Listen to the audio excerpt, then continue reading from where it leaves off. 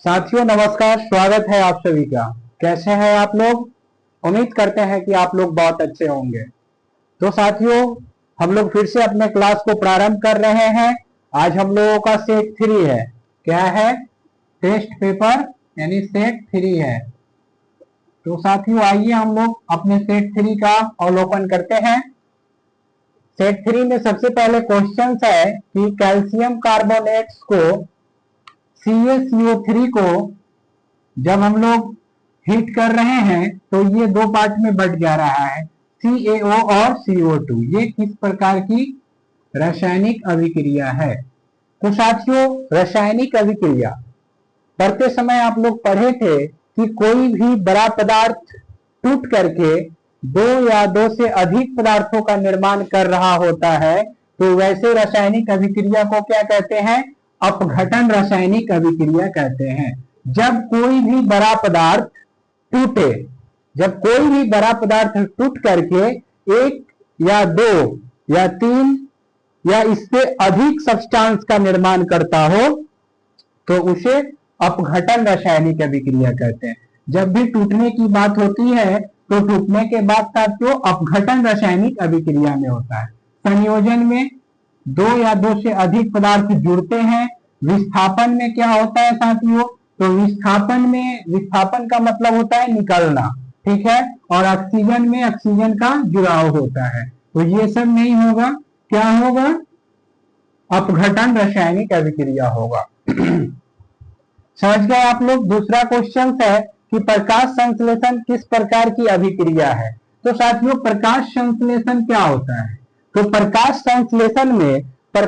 संश्लेषण में पौधे अपने भोजन का निर्माण करते हैं। पौधे अपने भोजन का निर्माण करते हैं। तो यहाँ पे क्वेश्चन पूछा जा रहा है कि प्रकाश संश्लेषण कैसी अभिक्रिया है? तो साथियों जब प्रकाश संश्लेषण होता है तो ऊष्मा का शोषण होता है, यानी ऊष्मा का अवशोषण होता है, इसलिए ऊष्मा शोषी रासायनिक अभिक्रिया हो जाएगा। प्रकाश संश्लेषण क्या है? तो ऊष्मा शोषी रासायनिक अभिक्रिया है।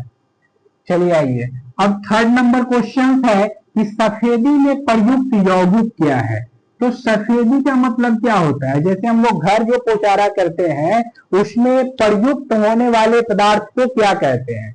तो साथियों कली चूना होता है और एक बुझा हुआ चूना होता है। तो कली चूना क्या होता है? CaO, कैल्शियम ऑक्साइड को हम लोग क्या कहते हैं? कली चूना कहते हैं। क्या कहते हैं? कली चूना कहते हैं। इसी कली चूना में अगर हम लोग पानी डाल देते हैं साथियों, तो पानी डाल देने के बाद में ये क्या बन जाता है? बुझा हुआ चूना बन जाता है। तो साथियों बुझा हुआ चूना का जो रासायनिक सूत्र होता है CaOH का होल्ट वाइज होता है। और इसी बुझे हुए चूना का प्रयोग सफेदी में किया जाता है। तो साथियों सफेदी में किसका प्रयोग किया जाता है? तो सफेदी में बुझे हुए चूने का प्रयोग किया जाता है। बुझे हुए चूने का रासायनिक सूत्र क्या होता है? CaOH का होल्ट वाइज। तो आइए आप लोग तीसरे नंबर क्वेश्चन को समझ गए। सफेदी में क्या यूज किया जाता है? तो सफेदी में CaOH का होल्ट यूज किया जाता है। इसका नाम क्या होता है? बुझा हुआ चूना। जब कली चूना में पानी मिला देते हैं हम लोग तो वो बुझा हुआ चूना बन जाता है। चलिए आगे का क्वेश्चन है, उत्पाद को किस ओर लिखा जाता है? यानी जब रासायनिक अभिक्रिया होती है तो रासायनिक अभिक्रिया में दो या दो से अधिक पदार्थ भाग लेते हैं। तो रासायनिक अभिक्रिया के दौरान नए पदार्थों का निर्माण होता है। साथियों जब भी रासायनिक अभिक्रिया होगी तो रासायनिक अभिक्रिया होने के पश्चात नए पदार्थ का निर्माण होगा जिसे प्रतिफल या उत्पाद कहते हैं। जैसे मान लो कि क्या है? जैसे मान लो साथियों कि AB प्लस B मिलकर के क्या बना रहा है? AB बना रहा है। तो साथियों ये क्या है? रिएक्टेंट है और ये प्रोडक्ट है। तो यही उत्पाद हुआ, ठीक है। इसको क्या कहते हैं? उत्पाद या प्रतिफल कहते हैं। तो ध्यान से देखिए साथियों, रासायनिक अभिक्रिया के दौरान उत्पाद को हम लोग कहाँ लिख रहे हैं? बाईं ओर लिख रहे हैं या दाईं ओर लिख रहे हैं? जब ऐसे घूमेंगे तो ये दाईं ओर हो जाएगा, यानी उत्पाद को किस ओर लिखते हैं हम लोग? दाईं ओर लिखते हैं। रासायनिक अभिक्रिया के समय जो भी उत्पाद का निर्माण होता है, यानी जो भी उत्पाद बनती है, उस उत्पाद को हम लोग कहां लिखते हैं? दाईं ओर लिखते हैं। तो यहां से एक और क्वेश्चन पूछा जाता है कि बताओ रासायनिक अभिक्रिया में भाग लेने वाले पदार्थों को किस ओर लिखते हैं? तो रासायनिक अभिक्रिया में भाग लेने वाले पदार्थों को बाईं ओर लिखेंगे। जब बनने वाले पदार्थ को दाईं ओर लिखते हैं तो साथियों भाग लेने वाले पदार्थ को बाईं ओर लिखेंगे। तो आप लोग समझ गए। आइए हम लोग नेक्स्ट क्वेश्चन पे चलते हैं। नेक्स्ट क्वेश्चन क्या है?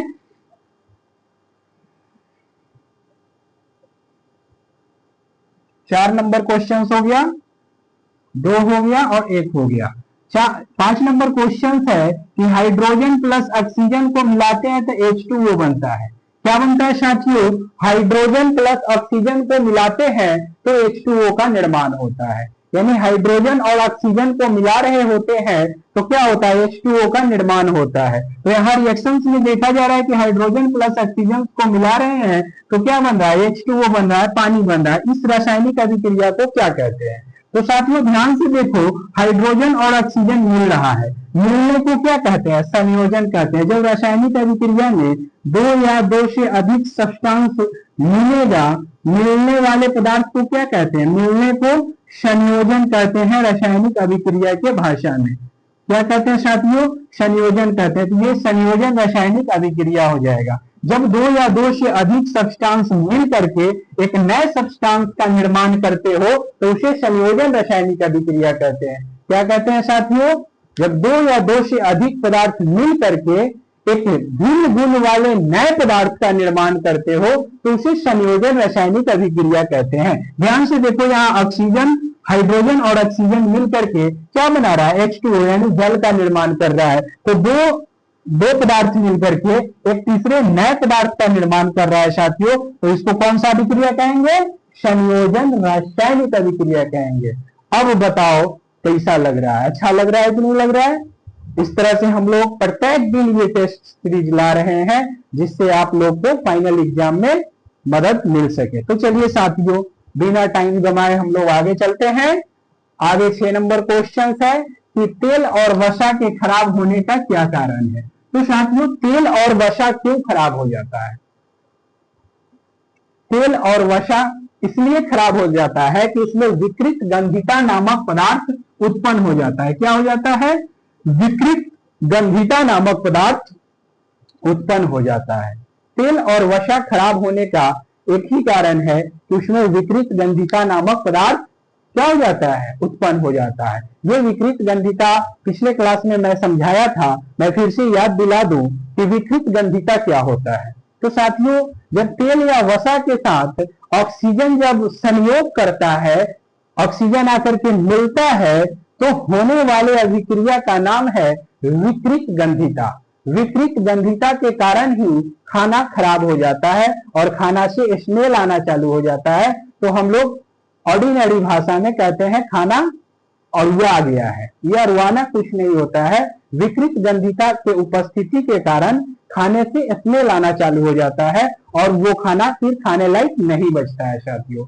तो आप लोग समझ गए कि तेल और वसा के खराब होने की प्रक्रिया को क्या कहते हैं साथियों? विकृत गंधिता कहते हैं। तेल और वसा को खराब होने की प्रक्रिया को विकृत गंधिता कहते हैं। विकृत गंधिता क्या होती है? जब तेल और वसा के साथ ऑक्सीजन रिएक्शन करता है तो विकृत गंधिता नामक पदार्थ का निर्माण होता है। उम्मीद करें साथियों कि आप लोग समझ गए होंगे। तो चलिए अब आगे हम लोग चलते हैं 7 नंबर क्वेश्चन की तरफ। रासायनिक समीकरण में क्या है? रासायनिक समीकरण में जी का क्या अर्थ होता है? तो साथियों जब रासायनिक समीकरण आप लोग पढ़े होंगे तो वहां पे 2 सिंबल आया होगा, एक जी और एक AQ। तो बता दें साथियों आप लोगों को कि रासायनिक समीकरण में जी का मतलब होता है गैस। क्या होता है साथियों? गैस। और AQ का मतलब होता है जलीय विलयन, जिसको एक्वा कहते हैं। AQ का मतलब क्या होता है? एक्वा कहते हैं, जिसका मतलब होता है जलीय विलयन। और स्मॉल जी का मतलब क्या होता है साथियों, गैस होता है। और एस भी यूज होता है साथियों, तो एस का मतलब क्या होता है जान लीजिए, रासायनिक अभिक्रिया में एस का मतलब ठोस होता है, ठीक है। और जी का मतलब क्या होता है साथियों, गैस होता है, ठीक है। और एक्यू जहां पे लिखा होगा साथियों, एक्यू का मतलब होता है जलीय विलयन। क्या होता है साथियों, जलीय विलयन। क्या होता है, जलीय विलयन। तो यहां से आप ये तीन बात समझ गए कि जी का मतलब क्या होता है, गैस होता है। एस का मतलब क्या होता है, सॉलिड होता है जिसको ठोस कहते हैं हिंदी में। और एक्यू का मतलब होता है एक्वा, जिसको हम लोग हिंदी में जलीय विलयन कहते हैं। तो साथियों उम्मीद करते हैं कि आप लोग ये चीज समझ गए होंगे कि रासायनिक समीकरण में स्मॉल जी का क्या अर्थ होता है। तो रासायनिक समीकरण में स्मॉल जी का अर्थ होता है गैस। यहां से साथियों 110% उम्मीद है कि यहां से काफी मात्रा में प्रश्न आपके फाइनल एग्जाम में देखने को मिलेगा, इसलिए इस टेस्ट पेपर को मजाक नहीं समझे, अच्छे से कीजिएगा, ठीक है। साथियों अगला क्वेश्चन है हम लोगों का कि निम्नलिखित में संचारण का उदाहरण है। तो साथियों संचारण क्या होता है, संचारण जैसे ऑक्सीजन के उपस्थिति में होता है। जैसे हम लोग लोहे को अगर ओपन इन्वायरमेंट में, ओपन वातावरण में रख दे, खुले जगह में रख दे, तो एक या दो दिनों, एक दिनों के बाद देखेंगे कि उसमें जंग आकर के बैठ गया है। क्या होता है साथियों, जब रात के समय में ओस पड़ता है, उस पे ड्यू पॉइंट्स होता है, ओस पड़ता है, और वो ऑक्सीजन के उपस्थिति में रिएक्शन करके जंग का निर्माण करता है।